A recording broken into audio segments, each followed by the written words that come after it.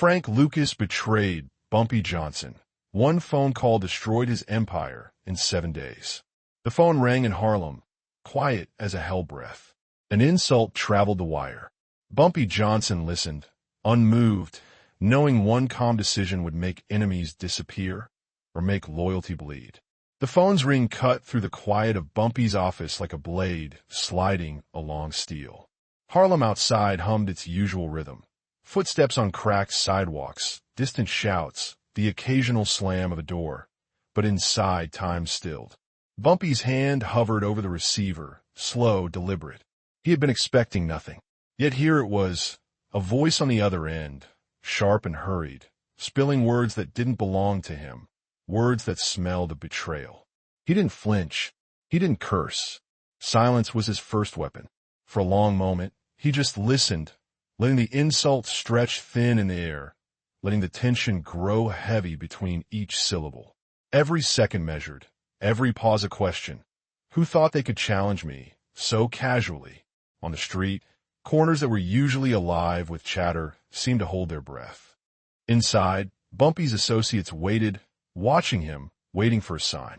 The calm in his gaze was deliberate. It wasn't fear, and it wasn't uncertainty. It was a signal. This was his world. One wrong move, one impatient reaction, and the balance would tilt. Then, just as suddenly, the phone clicked. The voice was gone, but the weight of it lingered. A storm had been whispered into existence, subtle but inevitable. Bumpy sat back, unshaken, knowing that what came next wouldn't be immediate. It would be slow, calculated, unseen. He didn't need to speak. Harlem already knew. The call had slipped through, but it would cost more than anyone expected. Bumpy stepped onto the streets like a man moving through a chessboard. Every glance, every nod, every slight shift of weight carried meaning. Harlem listened without words. The corner stores, the barber shops, the silent watchers leaning against the lampposts. They all understood who walked among them. He didn't raise his voice. He didn't need to. A simple glance down an alley could settle arguments before they started. A calm word to a shop owner could redirect anger that might have spilled into violence. Power wasn't in the gun. It was in the restraint. Inside the pool hall, a group of young men eyed him nervously. Bumpy didn't flinch. He let them watch, let them wonder. Then, with the faintest of gestures and nod toward the door, he reminded them who ran this neighborhood. Respect, not fear, carved his empire. Even the enemies knew it. Across town, whispers traveled faster than footsteps. Bumpy's name wasn't shouted in bars or posted in headlines. It was murmured, and in those murmurs there was understanding. Cross him, and your mistake wouldn't just echo. It would vanish quietly, irreversibly. Harlem thrived under his hand, not because he ruled loudly, but because the city knew he measured every move. Every corner, every handshake, every favor owed was accounted for. Loyalty wasn't bought in a moment of fear. It was cultivated in silence, in consistency, in knowing that power could wait, but betrayal never would. By the time the sun dipped behind tenement rooftops, the city had realigned itself. Every person who mattered had felt the presence of Bumpy Johnson. The streets remembered, and in remembering, they chose where their loyalties lay. The room smelled of cigar smoke and the faint tang of expensive liquor. Bumpy sat at the head of the table, his posture relaxed but unyielding, eyes scanning every face as if he could read the intentions before the words were spoken. A whisper had traveled too far. Someone he trusted had stepped over an invisible line, assuming that ambition could outweigh allegiance. Bumpy didn't rise. He didn't slam a fist. He simply leaned back, letting the silence stretch, letting them feel the weight of his presence pressing down on every corner of the room. "Do you know what this means?" he finally said, voice calm, measured.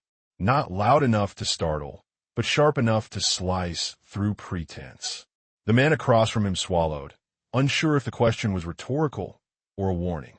It wasn't anger that ruled here. It was certainty. Bumpy's power came not from the gun at his side or the muscle in the street. It came from knowing the truth of loyalty, knowing who would bend and who would break when the stakes were unseen. Outside, Harlem kept moving, oblivious to the quiet storm inside the apartment. But inside, decisions were being made that would ripple through every block, every corner, every man who thought himself untouchable. Betrayal was a slow poison, and Bumpy had mastered the art of letting it fester long enough for the guilty to reveal themselves without a single raised hand. By the end of the night, it was clear. Some ties would remain. Others would dissolve quietly, leaving a clean slate and a message. Loyalty was not optional. It was a currency, and every debt would be repaid. Not with noise, not with spectacle, but with inevitability. Enemies thought they could force the pace. They expected chaos, shouting violence. What they got was stillness. Bumpy moved through meetings and back rooms like a shadow, never rushed, never betraying the storm he carried inside. Deals were made, favors recalled, debts noted, but all with a calm so absolute it unsettled even the boldest. The room felt smaller, the air thicker, as if his presence alone could bend time. One man leaned too close, a smirk on his face, testing boundaries. Bumpy didn't flinch. Instead, he placed a hand on the table, just enough weight to shift attention. Timing is everything, he said quietly. And some mistakes, well, they don't forgive themselves. No one laughed. No one argued. The implication was enough. Every whispered plan, every ambitious move by rivals, started to unravel, not through bullets or brawls, but through precision, patience, and the fear of making the wrong step under his gaze.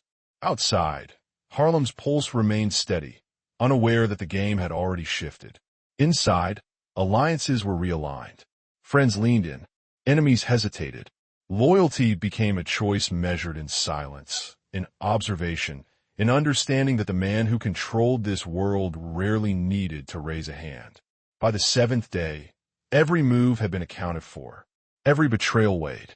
And while the streets still buzzed with everyday life, those who had tested Bumpy's patience now understood power had already claimed its winners and its losers. The room waited. Every eye was on him, every breath caught in anticipation.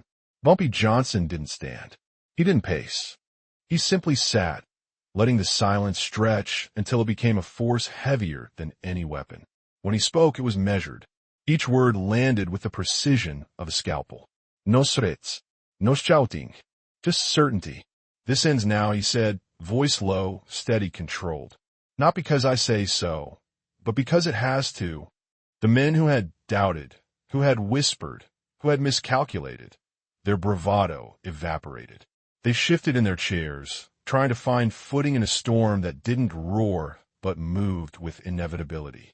Bumpy's calm was a kind of violence itself.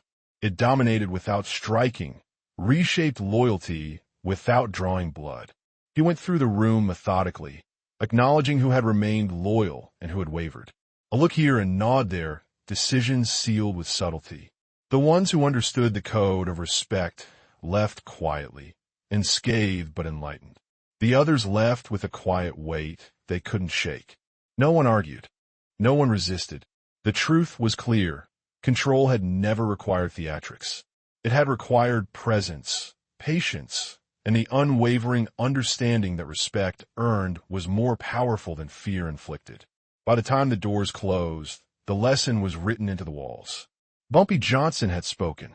Harlem had listened. And in that silence, dominance had been achieved. Harlem had shifted. The streets moved differently now, quieter, deliberate. Conversations carried an unspoken weight. Storefronts, corners, barbershops, they all adjusted, subtly, instinctively. Bumpy Johnson's presence lingered like a shadow that stretched across every block. The men who had whispered, who had tested him, had disappeared from sight, not because of threats or violence, but because they understood the rules had changed. The loyalty that remained was sharper, clearer. It wasn't compliance out of fear. It was understanding, respect, and the knowledge that power worn quietly endured longer than any show of force. Bumpy walked the same streets he always had. Nothing had visibly changed. Yet everything had shifted. Deals that once teetered now stood firm. Rivalries had been realigned without a single gunshot. Harlem had remembered who commanded, not just the city, but the principle that held it together. His empire was intact, stronger than before. Every move, every misstep, every whisper had been accounted for. And while some stories of betrayal would fade into rumor, one truth remained. Bumpy Johnson did not need chaos to enforce order. Calm, measured dominance was enough to bend the world to his will.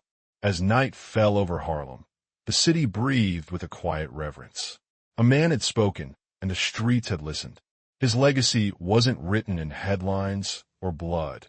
It was etched in silence, in loyalty, and in the unspoken understanding that power exercised with restraint outlives all else.